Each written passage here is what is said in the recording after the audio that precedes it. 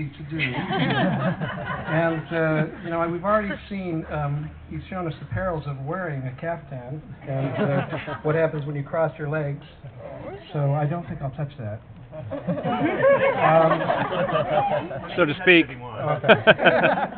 At the end of his first semester at Brown, Shya gave me a copy of Forecast, a near-future novel set in a mutated version of Seattle, where the weather has gone strange. I was impressed by his ability to combine fabulous ideas and innovations with an approach to character and the elements of story extrapolated from realism and minimalism. I was also impressed by the fact that he had managed to put together a well-developed and well-structured novel that was almost 400 pages long, something exceptionally rare in any student in the first semester of a program. Less than a year later, he gave me a copy of a new novel, Interference, which had, among other features, a character named Brian Kahn. It explores a woman reporter's return to a town she grew up in as she both unearths and fabricates mysteries, and is set in a place not unlike how our own Midwest might be a few years down the line, with global warming prominent and anti-abortion activism having taken a new twist into something called remothering. Loosely connected to Forecast, it continues to explore and hone Shya's own peculiar and particular combination of technique and material. About 3 months after that, Shya gave me a big portion of a new manuscript called Uno Che.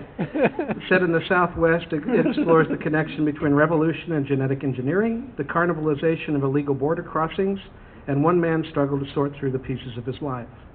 Together with Forecast and Interference, it forms a loose trilogy of books, at once readable and intelligent, which concerns a series of fears about the future and narrative strategies for understanding, surviving, and accepting them. I imagine by this time that Shya may well have finished a fourth novel, and he may read from that tonight. Please join me in welcoming, here to his own house, Shya Scanlon.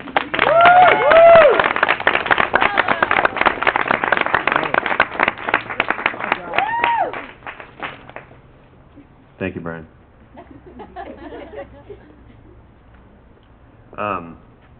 I guess it might be obvious that if there's anything I lack in value, maybe, or quality, I make up for in quantity. So very kind. Thank you. I've enjoyed all the readings of my peers this year. It's been remarkable, and I'm very nervous about closing out the year. I would actually like to just thank, not by name, the entire Ot 8 class, because it's been really wonderful. Both poets and fiction writers have been so welcoming and amazing to work with. And the electronic writers too, who masquerade as both fiction writers and poets when it suits them. I also want to remind everyone that is in my class to take a T-shirt if you haven't, and you can ask me about that later. So this is the second book of a trilogy. I wrote the last one, the sequentially last one first. And the first one second, and it's called Uno Che, and it's set, as Brian said, in the Southwest, specifically on the border of Arizona and Mexico, and a fellow named Jack Lightning. That's the names you have in the future. In case you need a reminder when this is set. Has like basically the sort of one of the last remaining privately owned borderlands, and he has set up a thing called Border Run, which is a quasi-historical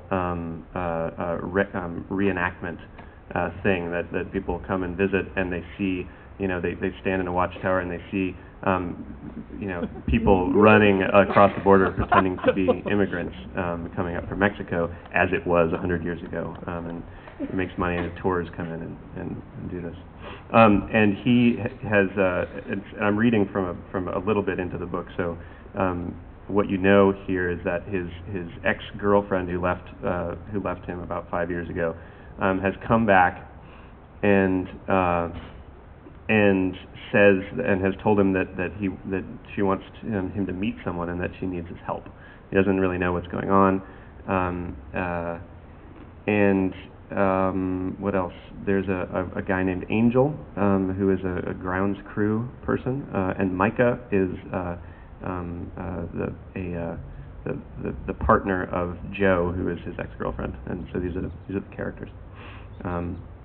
Not sure if I'm going to call him Angel or Angel. I think Angel probably.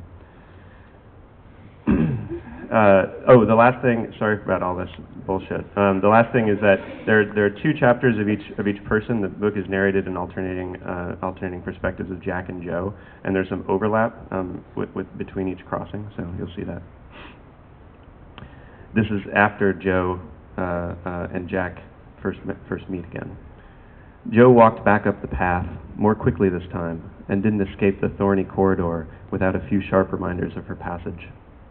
When they'd met at a Love family wedding in Venice Beach, Jack had exuded an easy, natural manner which, without his meaning to, had made the hippie ceremony around him seem theatrical and false.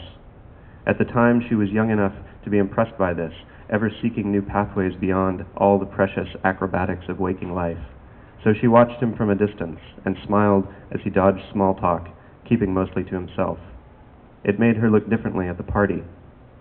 When they happened to meet at the bowl of dandelion wine, he'd asked her to point out the couple getting hitched and had, with this single word, exploded Joe's feelings for the event. As the path met the grounds of Border Run, it broadened, and the sand used to pave it became thin, exposing small stones and hard earth. "Mrs. Lightning," someone called. She turned to see Angel emerge from the windowless utility building behind her. He held a large battery in one hand, and with the other took his hat off and waved it above his head. Joe ran to meet him and kissed his dirty cheek before seeing that he was still holding the battery. She let him put it down. "It's so good to see you," she said. "How are you? How is Mateo?" Mateo is Angel's partner of over 30 years. The last time Joe saw him, he'd just had his heart replaced. "Oh, bien, said Angel. "He walks every morning. The doctor says he needs to stay in shape, and now he's trying to get me to lose weight too." He grinned and patted his extended gut. "I tell him, food is like love. The more you have, the better." Angel used to recite poems from Lorca's A Poet in New York from memory, then translate them for her. After listening to the music of the original, Joe had always been amazed at how angry the poem seemed in English, how horrible and strange the city sounded. Angel said he'd never been there, but she thought she understood why the work had such importance for him. It was a way of coping, a way of fighting for oneself amid forces at best indifferent and more often antagonistic to one's very being. "Yes," Joe said, "but you must choose who you love wisely." "Ah, see, and also what you eat, you are saying, mi cacto suave." Angel shook his head, clucking his approval. But Joe had fallen into a somber state and gazed down at the black battery, casting its small, powerless shadow across her feet. "What is it?" asked Angel. "I just saw Jack." "Oh, yes, Jack." There was a moment of silence, as though Angel were giving Jack room to express himself. "How do you think he's doing, Angel?" "You know that man, Mrs. Lightning. The how isn't always important, so long as the what is understood." Angel wiped his forehead and put his hat back on. "All the same, I can say that he misses you very much." "He told you that?" "Oh, no, Jack, likely he doesn't even know it." Joe thought about this. Angel's record for such things was good. He'd always known that Jack was upset before she did, and would advise her to get him talking. Once, after a Jeep had hit and injured a child during a Border Run show, Angel had told Joe that the victim's grandparents had been old friends of Jack's father. He told her to take special care of them, that he'd need some support. When Joe confronted him with this information, Jack confessed to having taken the accident badly, but claimed not to have even known about the familial connection. This kind of quasi-telepathic knowledge might seem strange anywhere else, but to Joe it was all part of the vague shimmer objects took on in the desert heat, the continual shifting and blurring of lines. It was a force that Angel seemed able to harness, or at least to observe. She searched his face for some awareness that she was raising Jack's child, that Alex was sick, or that she'd come here to protect him. She wished he could know without her having to tell him, for telling him was impossible. "I've told you 1,000,000 times, Angel," Joe said. "I was never Mrs. Lightning before, and it's even truer now. 6. Chapter 6. Joe climbed in the car, trying to avoid Micah's alert brown eyes. Micah had a hard time not talking, but in this case Joe held all the information worth talking about, and she was determined to keep it to herself until pressed. The electric car caused only the sound of crunching gravel as it moved, and they crunched up the unpaved drive to Warsaw Canyon Road, which would take them back to town. It was toward the end of the dry season, and everything looked hard and small, a shriveled pit which, if touched by water, would explode in growth. They passed an ancient billboard that bore the barely visible outline of a plastic gallon of milk, wearing sunglasses and a full-brimmed hat. Jack had stories about climbing it as a child, and Joe couldn't help but picture him up there, pretending the jug was on top of him, crushing him with calcium. "Have you ever been to New York City?" Joe asked. "I have a brother who lives there. At least, I think he still does. His wife was stabbed in a mugging a few years back, and when she died, he bonded with her parents. They kind of adopted him, and I don't hear from him anymore. It's like he's got this new life." "I'm sorry to hear that. Isn't that something? His wife dies, but it's me that's left alone." "That's the kind of thing that happens a lot in New York, I bet." They began to pick up speed, and coarse brown bushes burst by Joe's window. "What about your parents?" she asked. "My parents stopped talking to me a long time ago." "Oh." They'd never spoken about Micah's personal life, and Joe felt like it was something that she shouldn't encourage. "Well, it didn't go very well," she said, changing the subject. "That's about how I was interpreting your silence. Jack is, well, I think he misses me." "Really? Well, that could be good." Joe looked at Micah's profile. His small, square nostrils flared as he breathed the car's recycled air, and his slightly concave forehead stood watch over his brow. She sighed. "Look, I just mean that I know what you mean," she said. When they reached Arivaca, they passed the hotel and headed east up West 5th Street. It was being decorated for the busk ceremony. Outsized papier-mâché crops were tied to the unused telephone poles and hung like they were there to teach bad crops a lesson. "Look what happens," they seemed to be saying, "if you don't produce." They parked in front of Maker's Market, and Micah got out, disappeared into the store, and emerged a minute later with a bottle of tequila and a six-pack of Negro Modelo. 2 horses were tied up to a metal bar running along the front of the store, and as Micah passed they flinched. How strange, Joe thought, that such majestic animals could be so skittish, as if they had the souls of small birds. The close one, mottled black and brown, turned his big head to the side and eyed Micah warily as he climbed into the car. "They don't like you," Joe said. "Are you kidding? Horses love me."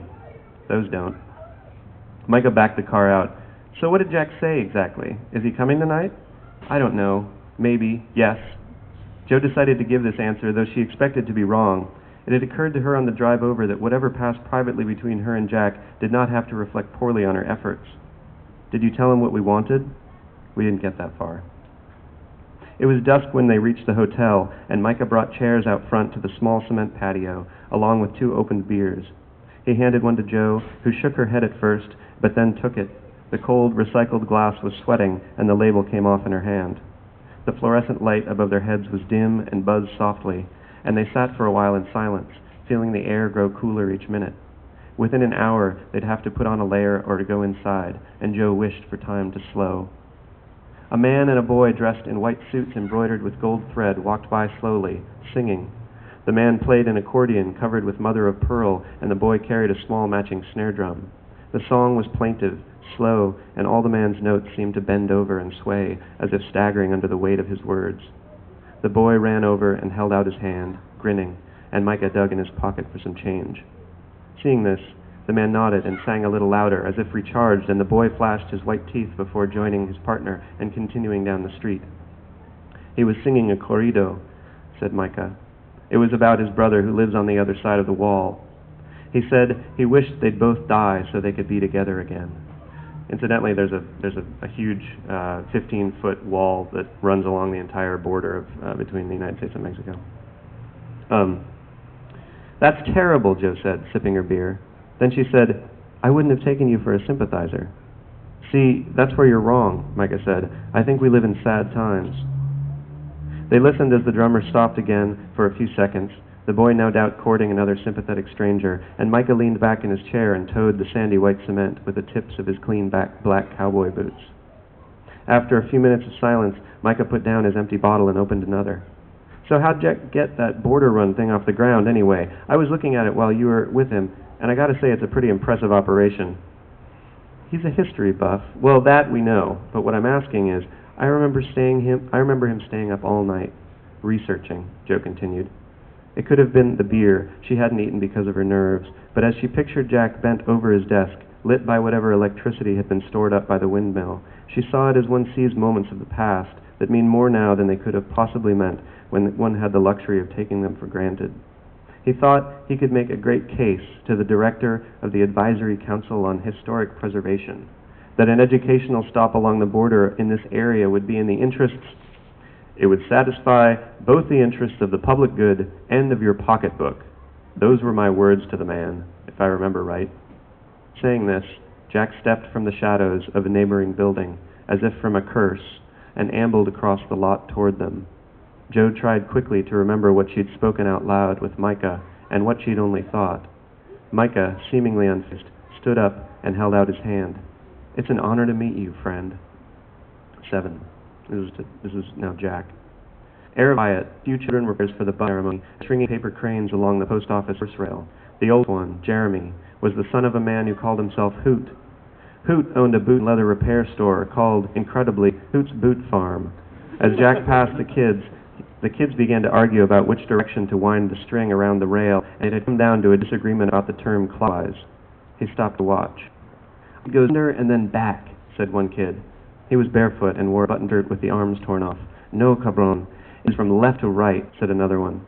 Like how the hour comes first. They looked at the railing, trying how left to right would work in 3 dimensions. It occurred to Jack that these kids had never seen an analog clock. What do paper cranes have to do with the busk ceremony? He asked. Jeremy looked at him defiantly. He was at an age where adults were just beginning to reveal their true ignorance, and he was eager to show Jack he was on to him. What does the busk ceremony have to do with boots? He said. The other kids, younger and worshipping the false god of adulthood, froze, waiting to see what would happen. The kid had a point, and Jack nodded gravely, then walked on. When your father calls himself Hoot, you probably have more to worry than analog clocks. They moved in shadows down West Fifth Street, which met with Fifth Avenue coming up from the south and veered northwest in front of Desmonda's at the far end of town, giving the inn's 3 rooms a long view of Arivaca's main drag. Joe hadn't said where they were staying, which meant she must be here. Sure enough, Jack saw her sitting with a man out front of the inn, and he broke off to the south until the pole turned, looking up West Fifth through the center of town. Quiet night, he said. Sorry we don't have another chair. I guess you heard Joe telling me about your outfit. You want to tell me the story? Jack kicked his heel against the pole, dislodging imaginary dirt. Well, he said, I was in D.C. to speak with the man from ACHP. Raymond Wolfe is his name. He's still up there as far as I know. I'm led into this enormous office, just cavernous, with unread books lining the walls and all these shiny brass lamps. And there's Wolfe, sitting behind a wooden desk wearing a 3-piece suit. He's a big man, bald, and had a thin mustache on his lip, sort of old-fashioned.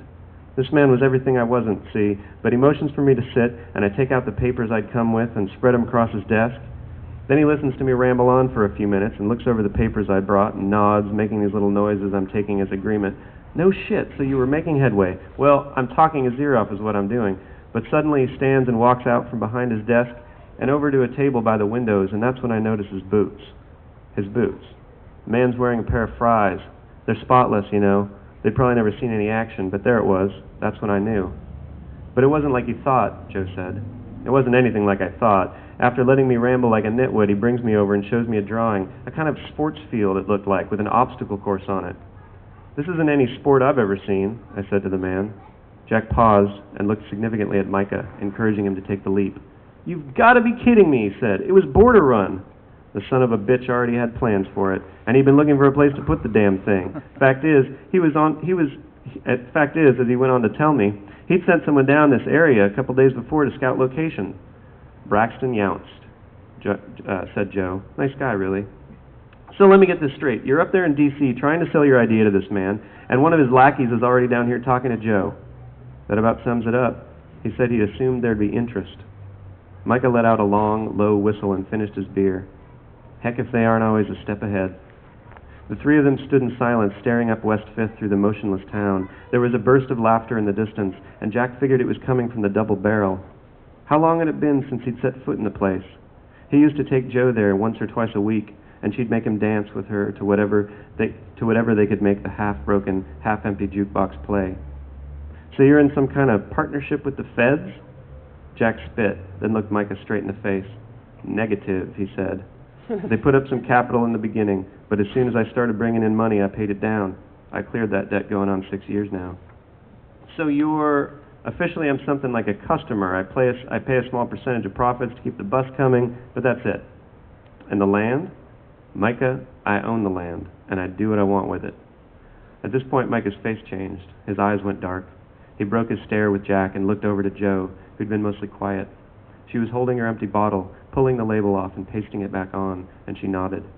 Jack, I'm glad to hear it, because I'm going to be frank with you right now and say that I've come here for your help. Now, this is the kind of help that only a man who has a certain, let's call it an independence of mind, that only a man like that could offer. Jack felt his stomach tighten, but he kept a solid gaze and finished his beer. So this was it. He was about to learn what Joe had been up to for the last 5 years. He looked at her bright white skin glowing in the near dark of the porch light. How beautiful she was. How quietly wild. Her red hair stood out in this blank, arid land like a flame, but just like a flame, she was also at home in its heat, somehow simultaneously alien to this wilderness and of it. Joe stood now and opened the door to their room. Why don't we go inside, Micah said. There's a picture I want to show you. The cool blue room had 2 single beds against the far wall, a circular glass patio table by the windows beside the door, and an oddly shaped gray leather couch that, after a moment, Jack placed as the bench seat from some ancient SUV. The contours indicated seats for 3, though the center would have to hold a child, and seat belts cascaded down either side to lay their buckles on the floor like bones. Micah brought the chairs in and set them at the table, then pulled a glossy photograph from the black case and dropped it on the glass. Joe closed the door behind them and held back, letting the 2 men sit. Do you know who this man is? Micah asked.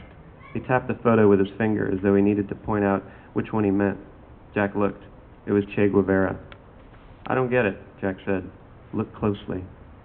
The picture was taken at a high resolution and everything in the frame was in focus. Che was standing with a group of men, all wearing military green khaki and the red-starred black berets he made famous.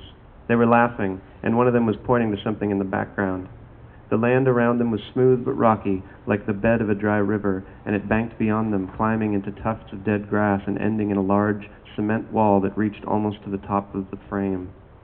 Jack looked hard at the wall. He knew that wall. What is this? It's what it looks like, Micah said. Well, that can't be, because what it looks like is Che Guevara standing in front of a wall built 150 years after his death. Micah smiled broadly, brought a bottle of tequila up from below the table, and poured out 4-finger shots in 2 blue metal cups. What would you say if I told you that El Che is still alive, is alive and well, and getting ready to help people organize, help lead people out of this desperate state we're in? Jack accepted the cup he was offered and took a deep draw. He didn't drink much anymore, and the burn in his throat felt strange and dangerous. I'd say you were full of shit. And you'd be reasonable in so doing, Micah said. He slapped his hand against the table, causing it to squeak against the metal base. But that's what I'm telling you, Jack, and it's the truth. Jack looked at Joe defensively, as though she'd side with him, as though she'd help him explain to this man where he'd gone wrong, how Che Guevara couldn't be alive, and perhaps more importantly how, even if he was, they'd come to the wrong man for help. Desperate state? Who is desperate here? Joe took a step forward, but hovered, directionless, before collapsing on the ersatz couch and shrugging her shoulders. There was a loud crash of falling pots from Desmonda's place in back, and Joe met Jack's eyes. It's not the original Che, of course, she said, as though intentionally missing the point. So he's not El Che, really. He's more like Uno Che. Sure, Micah said. He's a genetic copy, a clone, but he's been born and raised to be like the original in every way possible. Jack took another draw of tequila. Uno Che, he repeated. A small change, but significant. Without the definite article, the name lost its power. What good is being merely one man? One man can do nothing. The man, however, is something else entirely. The man has answers. That, and the stupid phrase contained the word noche, which meant night. U noche. U night. Unite? He felt a flare of anger. The only thing stupider than this being a joke, he decided, was it being true. He looked down at the picture again, at Che's wide, toothy grin. His expression bordered on goofy. Jack smelled smoke. "So you're Seminole," Jack said. Jack is a Seminole Indian, and Micah is apparently one as well. "So you're Seminole," Jack said, still looking down. He tried to force some tone of accusation into this rhetorical statement, as though by acknowledging his ancestry then and there, Micah would be forced to see the folly in his mission, whatever it was, and abandon it in the name of his elders. No such luck. "My family fought with the blacks against Jackson's men in Florida," said Micah proudly, "then with Grant's men against the Cherokee in West Texas." Jack raised his cup, nodding an obligatory salute, and Micah continued. "They had us fighting every which way," he said, "before deciding, that is, to shit on our contract after the wars and leave us to rot in Fort Clark." The tequila was going to Jack's head, and he thought of the first time his father had told him about these things, about the Seminoles' strange, impossible relationship with the country that grew up around them. His father had been almost indifferent to it, but there was a wealth of knowledge in him that suggested an earlier interest. If pressed, he could recite the body counts from some of the early battles against Jackson's army, or how his people befriended runaway slaves, granting them property rights to the chagrin of their white neighbors to the west. But before long he'd lose interest, or just go silent. Eventually Jack learned that his grandfather, long dead, had passed these things down. The passion seemed to have skipped a generation entirely, and in Jack found a curious, if not quite embittered spirit. It was hard for him to take it all personally, but it was also hard for him to let it go. "Do either of you smell smoke?" Joe asked. Micah sniffed the air and frowned, but Jack smelled it too, and stronger than before. He stood, and it was stronger still. "There's something burning, all right," he said. He tried to follow it to a source, walking toward the back of the room, but a furious knock on the door interrupted him. Micah snatched the picture up and dropped it in a case, and Joe moved slowly to see who it was.